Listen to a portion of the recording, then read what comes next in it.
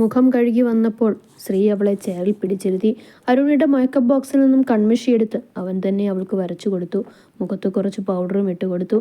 ഇനി കാറിക്കോവി വീണ്ടും മുഖം വൃത്തിയേടാക്കരുത്, വാ. ശ്രീ അവളുടെ കൈയും പിടിച്ച് പുറത്തേക്ക് വന്നപ്പോൾ വിധു അരുണിയെയും കൊണ്ട് വലം വയ്ക്കുകയായിരുന്നു. വിധുവിൻ്റെ കണ്ണുകൾ വിച്ചുവിനായി പരതുന്നുണ്ടായിരുന്നു. ശ്രീയുടെ കൈയും പിടിച്ച് നിറം മങ്ങിയ മുഖത്തോടെ നിൽക്കുന്നവളെ അവൻ കണ്ടു. ശ്രീ അവനെ നോക്കി ഒന്നുമില്ലെന്ന് കണ്ണു കാണിച്ചു. അതിനുശേഷം അവളുടെ കൈകൾ സ്വതന്ത്രമാക്കാൻ ശ്രീ ആഗ്രഹിച്ചിരുന്നില്ല. ചിലരോടൊക്കെ വിച്ചുവിനെ വിവാഹം കഴിക്കാൻ പോകുന്നത് താനാണെന്ന് അവൻ പറഞ്ഞു. ഇനിയൊരു കണ്ണുകൾക്ക് അവളെ കൊത്തിപ്പറിക്കാനോ വാക്കുകൾ കൊണ്ട് അവളെ മുറിവേൽപ്പിക്കാനോ അവൻ ആഗ്രഹിച്ചിരുന്നില്ല എന്നതായിരുന്നു സത്യം. മനസ്സ് തകർന്നു നിൽക്കുന്നവൾ ചുറ്റും നടക്കുന്നതൊന്നും അറിഞ്ഞിരുന്നില്ല. മരവിച്ച മനസ്സുമായി വിച്ചു മൂക സാക്ഷിയായി നിന്നു എല്ലാത്തിനും. ഫോട്ടോ എടുക്കുമ്പോൾ വിച്ചു വിധുവിനെ അടുത്തേക്ക് ചേർത്ത് നിർത്തിയപ്പോൾ ആരൂട്ടൻ അവളുടെ കയ്യിൽ തൂങ്ങിയിരുന്നു. ഒരു കൈയിൽ അവൻ ശ്രീയെയും പിടിച്ചു വലിച്ചു. ഇത്രയും നേരം അച്ഛൻ്റെ കൈക്കുള്ളിൽ അമ്മ സുരക്ഷിതയായി നിന്നത് കണ്ടിട്ടാവാം ആരൂട്ടൻ ശ്രീയുടെ കയ്യിൽ വിച്ചുവിൻ്റെ കൈ കൂടി ചേർത്ത് വെച്ചത്. ആഹാ, ഇവിടെ നമ്മുടെ മാത്രമല്ല, മറ്റൊരു കന്യാദിനി കൂടി നടക്കുവാണല്ലോടി. വിധു അരുണിയെ നോക്കി ചിരിയോടെ പറഞ്ഞപ്പോൾ മറ്റുള്ളവരും ചിരിയോടെ നോക്കി നിന്നു. മനോഹരമായൊരു കുടുംബചിത്രം അവരറിയാതെ തന്നെ അവിടെ പകർത്തപ്പെട്ടിരുന്നു. ആദ്യമായി അച്ഛൻ്റെയും അമ്മയുടെയും നടുവിൽ ഇരുവരുടെയും കൈപിടിച്ചു നിൽക്കുന്ന സന്തോഷത്തിൽ ആരൂട്ടൻ നിന്നപ്പോൾ കാലം കാത്തുവെച്ചൊരു കൂടിച്ചേരലിനു കൂടി സദസ്യർ സാക്ഷിയായി. ഉച്ചയ്ക്ക് 2 മണിയോടെ ഗൃഹപ്രവേശനം ചടങ്ങ് നടത്തി. സുധ വിധുവിനെയും അരുണിയെയും ആരതി ഒഴിഞ്ഞ് ചന്ദനം തൊട്ടുകൊടുത്തു. നിലവിളക്ക് നൽകി അവളെ മരുമകളായി അകത്തേക്ക് കയറ്റി. വൈകിട്ട് റിസപ്ഷൻ ഉള്ളതിനാൽ അരുണിയെ വേഗം റൂമിലേക്ക് കൊണ്ടുപോയി വിച്ചു അവളുടെ ആഭരണങ്ങൾ അഴിക്കാൻ സഹായിച്ചിട്ട് ഫ്രഷ് ആകാൻ പറഞ്ഞു വിട്ടു. വൈൻ കളർ ലെഹങ്കയായിരുന്നു ഫംഗ്ഷന് വേണ്ടി അരുണിക്ക് എടുത്തത്. വിധുവിന് ലൈറ്റായിട്ടുള്ള അതേ കളർ ഷർട്ടും ബ്രൗൺ പാൻസുമായിരുന്നു. വിച്ചു എത്നിക് വെയർ കുർത്ത സെറ്റായിരുന്നു. അനുവും വിച്ചുവും കൂടിയായിരുന്നു അരുണിയെ റെഡിയാക്കിയത്. തൊട്ടടുത്തുള്ള ഓഡിറ്റോറിയത്തിൽ വെച്ചായിരുന്നു ഫംഗ്ഷൻ നടത്തുന്നത്. അരുണിയുടെ വീട്ടിൽ നിന്ന് അടുക്കള കാണൽ ചടങ്ങിന് 20ഓളം പേര് വന്നിട്ടുണ്ടായിരുന്നു. രാധാകൃഷ്ണനും സുജാതയും അരുണിയെ ചേർത്ത് പിടിച്ച് സന്തോഷം കൊണ്ട് കണ്ണ് നിറച്ചുപോയി. അവളുടെ മുഖത്തെ തിളക്കം മതിയായിരുന്നു അവരുടെ സന്തോഷത്തിന്. മറ്റൊരു വീട്ടിൽ പറഞ്ഞയക്കുന്ന എല്ലാ പെൺമക്കളുടെയും അച്ഛനമ്മമാർ അനുഭവിക്കുന്ന സംഘർഷം അവരിലുമുണ്ടായിരുന്നു. ഒരു മുഴം കയറിൽ ഒരു സുപ്രഭാതത്തിൽ ജീവിതം അവസാനിപ്പിക്കുന്ന പെൺകുട്ടികളുടെ അച്ഛനമ്മമാർ ചങ്കുപൊട്ടിക്കരയുന്ന ഇന്നത്തെ കാലത്ത് അവരുടെ മുന്നോട്ടുള്ള ജീവിതത്തെ ഓർത്ത് അവർക്ക് ആശങ്കയുണ്ട്. കൺമുന്നിൽ വിച്ചുവിൻ്റെ ജീവിതം കൂടി തകർന്നവർ കണ്ടതാണ്. വിധുവിനെ പൂർണ്ണമായും വിശ്വാസമുണ്ടെന്നത് മറ്റൊരു സത്യം. ഒന്നും വേണ്ടെന്ന് നേരത്തെ പറഞ്ഞിരുന്നെങ്കിലും മറുവീടിന് വന്നപ്പോൾ അരുണിയുടെ വീട്ടിൽ നിന്നും തേക്കിൻ്റെ അലമാരയായിരുന്നു കൊണ്ടുവന്നത്. കൂടാതെ ചെമ്പുകുടവും വെങ്കിലത്തിൻ്റെ നിലവിളക്കും. ഈ ചെമ്പുകുടത്തിലാണ് പ്രസവശേഷം നിനക്ക് വേദു പിടിക്കാനുള്ള വെള്ളം തിളപ്പിക്കുന്നതെന്ന് ബന്ധത്തിൽപ്പെട്ട ഒരു അമ്മായി പറഞ്ഞപ്പോൾ അരുണി കണ്ണ് തള്ളി അവരെ നോക്കി. താലി കെട്ടി വന്നതേ ഉള്ളൂ, അവിടെ കൊച്ചിൻ്റെ നൂലുവെട്ട് കയറി നടത്തി. ആദ്യ വിധുവിൻ്റെ ചെവിയിൽ ചിരി കടിച്ചു പിടിച്ചു പറഞ്ഞപ്പോൾ വിധു അവനെ ഇളിച്ചു കാണിച്ചു. വിധുവിൻ്റെ ഓഫീസിലുള്ളവരും ചില സുപ്പീരിയർ ഓഫീസേഴ്സും ഫംഗ്ഷന് എത്തിയിരുന്നു. വൈകിട്ട് ശ്രീ മോനെയും മധുരിമയും കൊണ്ട് അവരുടെ വീട്ടിലേക്ക് പോയി. പിറ്റേന്ന് പോയാൽ മതിയെന്ന് വിധു നിർബന്ധിച്ചെങ്കിലും ശ്രീ സ്നേഹപൂർവ്വം നിരസിച്ചു. ആരൂട്ടിന് ഉറങ്ങിപ്പോയതിനാൽ വിച്ചുവിൽ നിന്ന് അകന്നത് അവൻ അറിഞ്ഞില്ല. വിച്ചു അവനെ പിരിഞ്ഞപ്പോൾ സങ്കടം കൊണ്ട് വിതുമ്പിപ്പോയി. അവൻ കൂടെയുള്ളപ്പോൾ വല്ലാത്തൊരു സന്തോഷം തോന്നിയിരുന്നു അവൾക്ക്. അവൻ മാറോടൊട്ടിയിരിക്കുമ്പോൾ സംതൃപ്തിയും തോന്നിയിരുന്നു. അവളിൽ നിന്നും ആരൂട്ടിനെ ശ്രീ വാങ്ങുമ്പോൾ വിച്ചു കണ്ണ് നിറച്ചുകൊണ്ട് അവനെ നോക്കി. അവളുടെ കണ്ണിൽ അപേക്ഷാഭാവമായിരുന്നു. അവനെ അകറ്റരുതേ എന്ന്. ശ്രീ അവളെയൊന്ന് നോക്കി ആരൂട്ടനെ മധുരിമയുടെ മടിയിൽ വെച്ച് കൊടുത്ത് കാറിൽ കയറി. അവർ പോകുന്നതും നോക്കി നിന്ന് അവളെ വിതുമ്പിക്കൊണ്ട് നിന്നപ്പോൾ ആദ്യം അവളുടെ ചുമലിൽ കൈവച്ചു. വിച്ചു അവനെ കണ്ണു നിറച്ചു നോക്കിക്കൊണ്ട് അവൻ്റെ നെഞ്ചിലേക്ക് ചാഞ്ഞു. അവനെ പിരിയാൻ എനിക്കിപ്പോൾ കഴിയുന്നില്ല ഏട്ടാ. അവൻ അകന്നു പോയപ്പോൾ ഉള്ളു പൊടിയുക. എല്ലാവരും മച്ചിയെന്ന് വിളിച്ചു പരിഹസിക്കുമ്പോൾ ഞാൻ എൻ്റെ മോൻ്റെ അമ്മയാണെന്ന് ഉറക്കെ വിളിച്ച് പറയാൻ തോന്നുക. അവനെ എന്നിൽ നിന്നും അകറ്റലെന്ന് ശ്രീയോട് പറയട്ടാ. അവൻ്റെ നെഞ്ചിൽ വീണ് പൊട്ടിക്കരയുന്നവളെ ആദ്യ കണ്ണ് നിറച്ച് ചേർത്ത് പിടിച്ചു. അനു നിറഞ്ഞു വന്ന കണ്ണുകൾ തുടച്ച് വിച്ചുവിൻ്റെ പിൻതലയിൽ തഴുകി. ആദ്യോളം തന്നെ ഇപ്പം മനസ്സിലാക്കാൻ അനുകൂടിയുണ്ടെന്ന് തോന്നുന്നതിൽ വിച്ചു അവളെ നോക്കി. അനു സാരി തുമ്പുകൊണ്ട് അവളുടെ കണ്ണുകൾ ഒപ്പിക്കൊടുത്തു. ഒരുപാട് വേദനകളും കുത്തുവാക്കുകളും കേട്ട് ജീവിച്ച നിനക്ക് കാലം കാത്തുവെച്ച നിധിയാണ് ആരൂട്ടൻ. ഒപ്പം നിന്റെ പ്രണയവും. നീ എത്ര ഒളിപ്പിച്ചു നിർത്തിയാലും ശ്രീയോടുള്ള നിന്റെ പ്രണയം ചിലപ്പോഴൊക്കെ പുറത്തു വരുന്നുണ്ട്. നിന്നെ വേദനിപ്പിച്ചിട്ട് വലിച്ചെറിഞ്ഞവനെ ഓർമ്മയുണ്ടെങ്കിൽ അവൻ്റെ മുൻപിൽ കൂടി അന്തസ്സായി ജീവിച്ച് കാണിച്ചു കൊടുക്കണം നീ. നിനക്കൊരു ജീവിതം കാത്തിരിപ്പുണ്ട്. സ്ത്രീയോളം നിന്നെ ഇനി ആരും സ്നേഹിക്കില്ല വിച്ചു. തീരുമാനം നിൻ്റേതാണ്. നഷ്ടപ്പെട്ടതിനെ ഓർത്തല്ല, വരാനിരിക്കുന്ന നല്ല നാളുകളെ ഓർത്ത് വേണം മുന്നോട്ട് പോകാൻ. അനുവിൻ്റെ വാക്കുകൾ വിച്ചു അത്രയും ശ്രദ്ധയോടെ കേട്ടു. കഴിഞ്ഞുപോയ നിമിഷങ്ങൾ ഓരോന്നും അവളുടെ മനസ്സിലേക്ക് കടന്നു വന്നു. അവളുടെ തല താഴാതെ അവൾ സങ്കടപ്പെടാതിരിക്കാൻ അവളുടെ കൈകോർത്ത് പിടിച്ചു നിന്ന സ്ത്രീയെയും പാൽപുഞ്ചിരി തൂകി അവളെ മുത്തങ്ങൾ കൊണ്ട് മൂടുന്ന ആരൂട്ടൻ്റെയും ചിത്രങ്ങൾ അവളുടെ മനസ്സിലേക്ക് മികവോടെ തെളിഞ്ഞു വന്നു. ഫംഗ്ഷനൊക്കെ കഴിഞ്ഞപ്പോൾ അരുണി നന്നായി ക്ഷീണിച്ചിരുന്നു. രാത്രി കുളി കഴിഞ്ഞു വന്നപ്പോൾ വിച്ചു അവളെ സെറ്റുമുണ്ടൊക്കെ ഉടുപ്പിക്കാൻ എടുത്തപ്പോൾ വിധു വല്ല ചുരിദാറും എടുത്തിടടി എന്ന് അലറിയിട്ട് പോയി. ചെറുക്കിന് ഭ്രാന്താണെന്നാ തോന്നുന്നത്. പാതിരാത്രി പോത്തുപോലെ കിടന്ന് അലർന്നു. സുധ അവനെ കൂർപ്പിച്ചു നോക്കിക്കൊണ്ട് പറഞ്ഞതും വിച്ചുവും മനുവും ചിരിച്ചുപോയി. ഒന്നാമതേ ഇപ്പോൾ ഉറങ്ങി വീഴുമെന്ന് പറഞ്ഞാണ് പെണ്ണ് തൂങ്ങിപ്പിടിച്ച് നിൽക്കുന്നത്. അതിൻ്റെ കൂടെ അടുത്ത വേഷം കെട്ടിലുകൂടി. വിധു തലതോർത്തിക്കൊണ്ട് പറഞ്ഞു. സുധ നൽകിയ പാലുമായി അരുണി റൂമിൽ കയറി.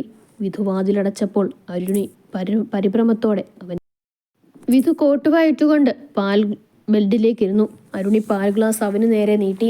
വിധു അവളുടെ കൈയടക്കം അവളെ പിടിച്ചു വലിച്ച് അവൻ്റെ അടുത്തിരുത്തി. പാല് തുളുമ്പി വീണു. കുടിച്ചിട്ടതാ. വിധു അവളുടെ അരയിലൂടെ കൈയിട്ടുകൊണ്ട് പറഞ്ഞപ്പോൾ അരുണിക്ക് ഇക്കിളി കൂട്ടി.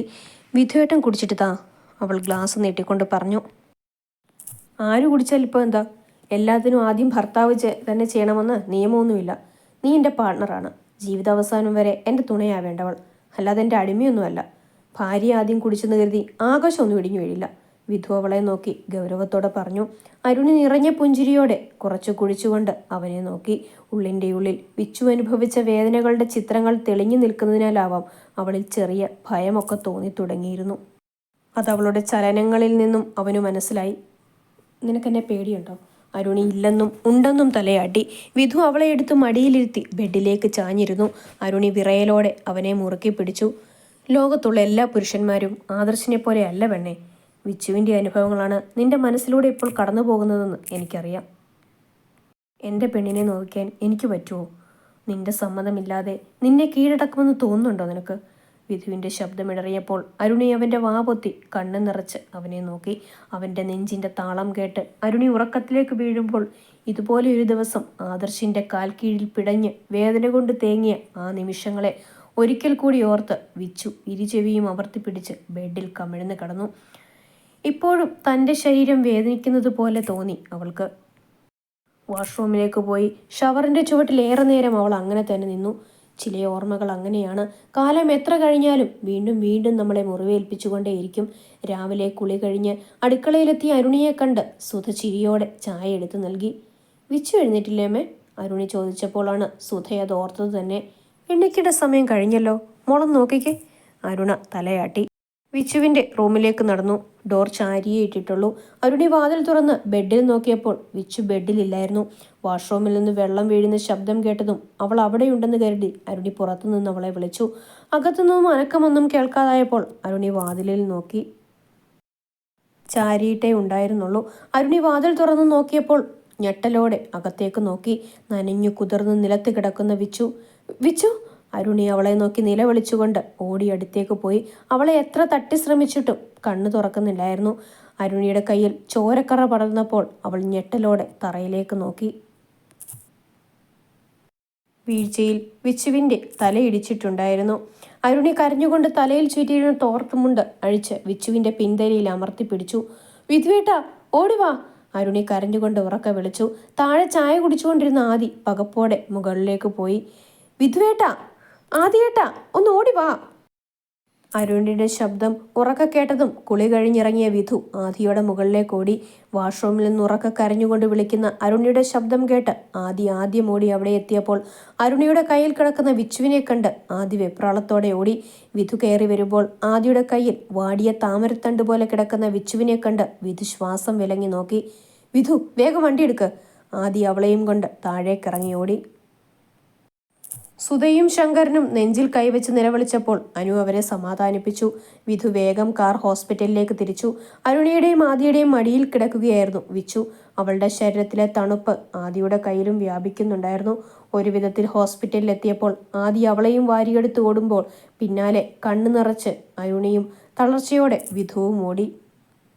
ഒബ്സർവേഷൻ റൂമിന് വെളിയിൽ തളർച്ചയോടെ ഇരിക്കുന്ന വിധുവിന്റെ ചുമലിൽ തല ചായ്ച്ച് അരുണിയിരുന്നു. ഡോക്ടറിനെ പുറത്തേക്ക് ഇതുവരെയും കാണാത്ത ആശങ്കയിലായിരുന്നു ആദി. കുറച്ചു സമയം കഴിഞ്ഞ് ഡോക്ടർ ഡോറ് തുറന്നിറങ്ങിയതും വിധു പിടഞ്ഞെഴുന്നേറ്റ് അദ്ദേഹത്തിന്റെ അടുത്തേക്ക് പോയി. ഡോക്ടർ, വിച്ചു? ആദി ആശങ്കയോടെ ചോദിച്ചു. ഷീസ് ഫൈൻ നൗ, കുഴപ്പമില്ല.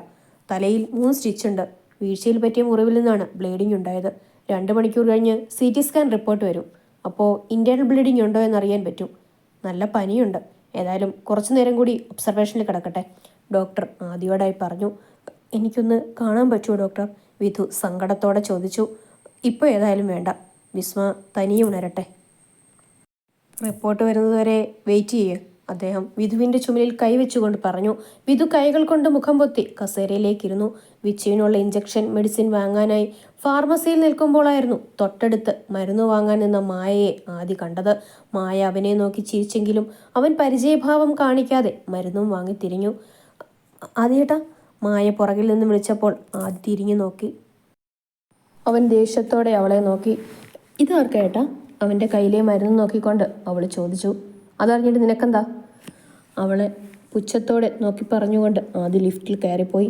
മായ ചുണ്ടുകൊട്ടി അവനെ നോക്കിയിട്ട് തിരികെ ഫാർമസിയിൽ വന്നു. അതെ, ഇപ്പോൾ ഒരാൾ മെഡിസിൻ വാങ്ങിയിട്ട് പോയില്ലേ? പേഷ്യൻറ്റിൻ്റെ പേരെന്താ? മായ അവരോട് ചോദിച്ചു. വിസ്മയ ശങ്കർ, അവർ സിസ്റ്റത്തിൽ നോക്കി പറഞ്ഞു കൊടുത്തു.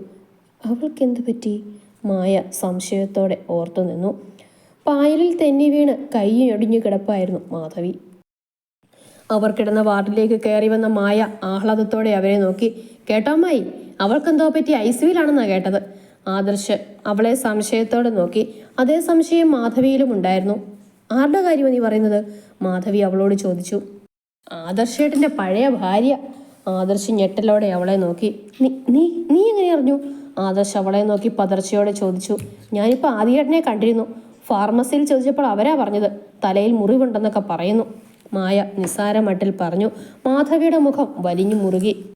നന്ദിയില്ലാത്തവൻ, പെറ്റ തള്ള ഇവിടെ എല്ലൊടിഞ്ഞു കിടക്കുമ്പോൾ തിരിഞ്ഞു പോലും നോക്കാതെ ഇപ്പോഴും അവളുടെ കൂടെ പരിചരിച്ച് നടക്കുന്നു. ഒരു കാലത്തും ആ മഹാഭാവി ഗുണം പിടിക്കില്ല. മാധവി പ്രാഗിയപ്പോൾ ആദർശ് അവരെ ദേഷ്യത്തോടെ നോക്കിയിട്ട് ഇറങ്ങി പുറത്തേക്ക് പോയി. ഉള്ളിൻ്റെ ഉള്ളിൽ അവൾക്ക് വേണ്ടി ഇപ്പോഴും ഹൃദയം തുടിക്കുന്നത് അവൻ തിരിച്ചറിയുന്നുണ്ടായിരുന്നു. അവളെ ഒന്ന് കാണണമെന്ന് മനസ്സ് തുടികൊട്ടിയപ്പോൾ ആദർശ് ICU ലക്ഷ്യമാക്കി നടന്നു. അരുണി വിളിച്ചു പറഞ്ഞപ്പോൾ ഓടിപ്പാഞ്ഞു വന്നതാണ് ശ്രീ. വിധുവിനും ആദിക്കും ഒപ്പം അവനും റൂമിന് വെളിയിൽ ആദിയോടെ നിന്നു. മാസങ്ങൾക്ക് മുൻപ് ഇതുപോലൊരു ദിവസത്തിലാണ് തന്നെയും മോനെയും തനിച്ചാക്കി സ്വാതി പോയതെന്ന് അവൻ വേദനയോടെ ഓർത്തു. ഇന്ന് സ്വാതിയുടെ സ്ഥാനത്ത് അവൻ കാണുന്നത് വിച്ചുവിൻ്റെ മുഖമാണ്. അവസാനമായി അവൻ്റെ കൈ പിടിച്ച് എന്നേക്കുമായി യാത്ര പറഞ്ഞു പോയവളുടെ കയ്യിലെ ചൂട് ഇപ്പോഴും തൻ്റെ കയ്യിലുള്ളതുപോലെ. ശ്രീ കണ്ണുകൾ ഇറുക്കി അടച്ചു നിന്നു. കയ്യിൽ കരുതിയിരുന്ന മാസ്ക് വെച്ചുകൊണ്ട് ആദർശ് അവിടെ എത്തി. ചുവരിൽ ചാരിയിരിക്കുന്ന വിധുവിനെയും അവനെ ആശ്വസിപ്പിച്ച് കണ്ണു തുടച്ചിരിക്കുന്ന അരുണിയെയും കണ്ട് അവൻ തൂണിന്റെ മറവിൽ നിന്നു. ആദി ശ്രീയോട് എന്തൊക്കെയോ സംസാരിച്ചുകൊണ്ട് നിൽക്കുന്നുണ്ട്. ശ്രീയെ കണ്ടപ്പോൾ ആദർശ് അവനെ അലസോരത്തോടെ നോക്കി. നേഴ്സ് കൊടുത്ത CT റിപ്പോർട്ട്സ് നോക്കിയ ഡോക്ടർ ഡോറ് തുറന്ന് പുറത്തിറങ്ങി. പേടിക്കാനൊന്നുമില്ല കേട്ടോ, ഇന്റേണൽ ബ്ലീഡിംഗ് ഇല്ല. വിസ്മയ ഉണരുമ്പോൾ റൂമിലേക്ക് മാറ്റും. വേറെ പ്രശ്നമൊന്നുമില്ലാത്ത സ്ഥിതിക്ക് വീട്ടിൽ പോയി റെസ്റ്റ് എടുത്താലും മതി, ഡോക്ടർ പുഞ്ചിരിയോടെ പറഞ്ഞപ്പോൾ അവർ ആശ്വാസത്തോടെ അദ്ദേഹത്തെ നോക്കി. ആദർശിന്റെ മനസ്സിലും ഒരു തണുപ്പ് നിറഞ്ഞു. അവൻ തിരികെ നടന്നു. പക്ഷേ ആദി അവനെ കണ്ടിരുന്നു.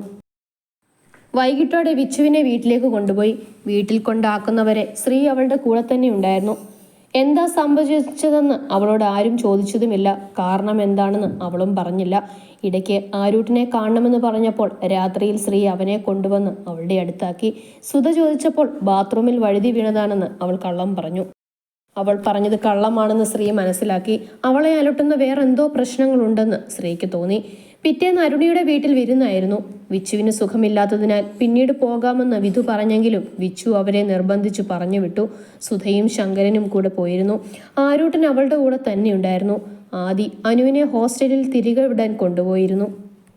കുറേ നേരം വിച്ചുവിനോട് കളിച്ചുകൊണ്ടിരുന്ന ആരൂട്ടൻ ഉറങ്ങിപ്പോയി. വിച്ചു അവനെ ബെഡിൽ കിടത്തി പുതപ്പിച്ചു കൊടുത്തിട്ട് ഉമ്മറത്തേക്ക് വന്നിരുന്നു. അപ്പോഴാണ് ശ്രീയുടെ കാർ മുറ്റത്തേക്ക് വന്നു നിന്നത്. അവൻ പിൻസീറ്റിൽ നിന്നും അവൾക്കുള്ള ഫ്രൂട്ട്സ് വാങ്ങിയത് എടുത്ത് അകത്തേക്ക് കയറി. നീ എന്താ ഇവിടെ വന്നിരിക്കുന്നത്? ശ്രീ ചോദിച്ചപ്പോൾ അവളൊന്ന് പുഞ്ചിരിച്ചു. വെറുതെ, അവരൊക്കെ അവരുടെ വീട്ടിലേക്ക് പോയേക്കുക. എത്തിയില്ലേ ഇതുവരെ? ആൻറ്റിയും അങ്കിളും പോകുന്നതെന്നാണല്ലോ വിധുവേട്ടൻ പറഞ്ഞത്. അവരും പോയി. പോവാതിരിക്കുന്നത് മോശമല്ലേ? അല്ലേലും ഞാൻ കാരണം ഇന്നലെ അമ്പലത്തിൽ ഒരുമിച്ച് പോകാൻ പോലും ഏട്ടനും വരുണിക്കും കഴിഞ്ഞില്ല. ശ്രീ കയറി വാ, വിച്ചു അവനോട് പറഞ്ഞുകൊണ്ട് അകത്തേക്ക് കയറി നിന്നു. വേണ്ടടോ, ഞാൻ ഇവിടെ നിൽക്കാം, അവരൊക്കെ വരട്ടെ. മോനെവിടെ? ശ്രീ അരത്തിണ്ണയിൽ ചാരിയിരുന്നു കൊണ്ട് പറഞ്ഞു. അവൻ ഉറങ്ങി. ഇത്രയും സമയം എന്നോടൊപ്പം വർത്താനം പറഞ്ഞും കളിച്ചും ചിരിച്ചും ഇരിക്കുകയായിരുന്നു. വിച്ചു വാതിലിൽ ചാരി നിന്നുകൊണ്ട് പറഞ്ഞു. ശ്രീ സൂക്ഷിച്ചു നോക്കിയപ്പോൾ ചുവരിൽ അടിച്ചു വെച്ചിരുന്ന ആണിയിൽ ചാരിയാണ് അവളുടെ നിൽപ്പ്.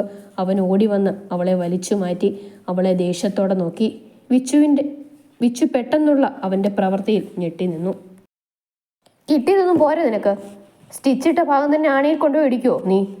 പിന്നിലെ ആണിയെ വലിച്ചൂരി കൊണ്ട് ശ്രീ പറഞ്ഞപ്പോഴാണ് വിച്ചുവും അത് ശ്രദ്ധിച്ചത്. വിച്ചുവിനെ അവൻ പിടിച്ച് അവിടെ ഇരുത്തിയിട്ട് അവളെ നോക്കി. ഞാനൊരു കാര്യം ചോദിച്ചാൽ നീ സത്യം പറയോ? ശ്രീ ഗൗരവത്തോടെ ചോദിച്ചപ്പോൾ വിച്ചു പറയാമെന്ന് തല കുലുക്കി. നീ എങ്ങനെയാ വീണത്? എല്ലാവരോടും പറഞ്ഞതുപോലെ എന്നോട് കള്ളം പറയാമെന്ന് വിചാരിക്കേണ്ട വിച്ചു. ശ്രീ അമർത്തി അവളെ നോക്കി.